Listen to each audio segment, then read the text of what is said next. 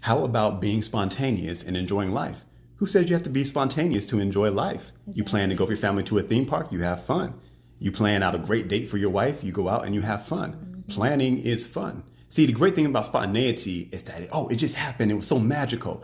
But the bad thing about spontaneity is I don't know the next time it's going to happen. Mm-hmm. Anything that's important, we prioritize. We prioritize going to the gym. We plan to feed our children. We plan to do all these things because they're our priority. Now, when you're early in marriage, you're usually running on honeymoon stage, hormones, good feelings, and all that great stuff. Mm-hmm. But what happens when all that is gone? Because trust me, it's going to fade away. It's going to dwindle if you do not prioritize these things. Exactly. And if you don't plan.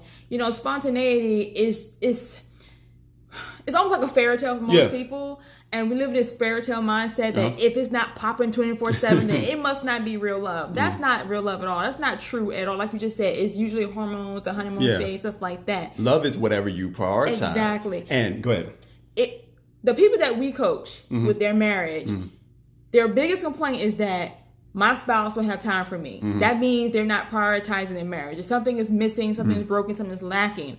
We have learned from our own personal experience that when we prioritize things like sex and communication and having those dedicated times, our desire for those things grew. Yeah. Just like the example of going to the gym. At first, you may not want to go to the gym, but once you start going, it becomes a habit. And now you start saying to yourself, I think I may add an extra day or stay a little bit longer because I'm loving these results and I'm getting better. I'm getting stronger. It's the same thing with marriage. Same thing. The one thing you don't want to do is think that if it doesn't happen automatically, then that means that we're not in love anymore. I hate when I see that because good people start out just doing things randomly, spontaneously, and then 10, 20 years down the road, after starting a new job, after going through a financial crisis, after going through sickness, after having children, all things that are not your fault and aren't always bad. Children aren't bad, but they distract from each other. Exactly. And so 10 years down the road, you're like, we don't talk anymore. We don't have sex anymore. We don't go on dates anymore. You think that must mean we fell out of love. No, you just start prioritizing those important things. A prioritized marriage is a marriage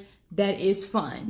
That is fruitful. It's prosperous. It's blossoming. We have fun, and spontaneity do exist in those things. You just don't depend on it. You do not build the foundation of your marriage on us feeling like it. You need to sit down and say, hey, look, this Sunday we're putting the kids to sleep early. We're going to go in that room. We're going to sit down. We're going to play some music. We're going to kiss, and we're going to make love because we love each other, and we're not going to let all the happenings of life keep us from being together. Exactly. And so that's how you prioritize marriage. That's how you prioritize communication. That's how you prioritize date nights. That's how you prioritize sex. It's hyper important. So thanks for watching. See you guys next time. Follow us here on TikTok.